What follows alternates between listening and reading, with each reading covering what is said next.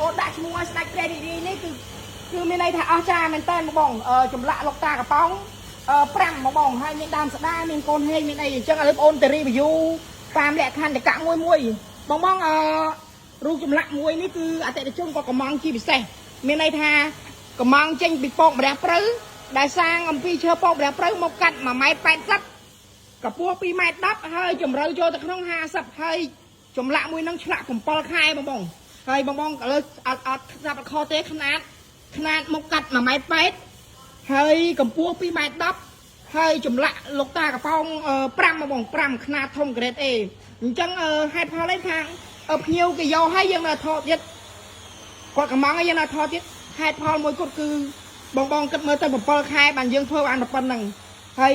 អូនចង់បញ្ចេញឲ្យទឹកដៃកម្ពុជាមហា VIP ឲ្យបងមើលអញ្ចឹងសម្រាប់អតិថិជនចាស់ឬអត់ថ្មី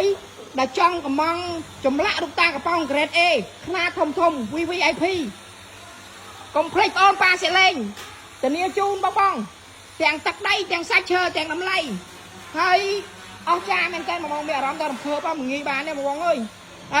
យើងសាងពីឈើពកម្រះព្រៅបងហើយភ្ញៀវក៏ឆ្លាញ់ពកម្រះព្រៅ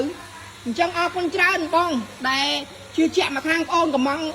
ចម្លាក់ស្ដេចព្រះរាជវាំង5អរគុណហេងបង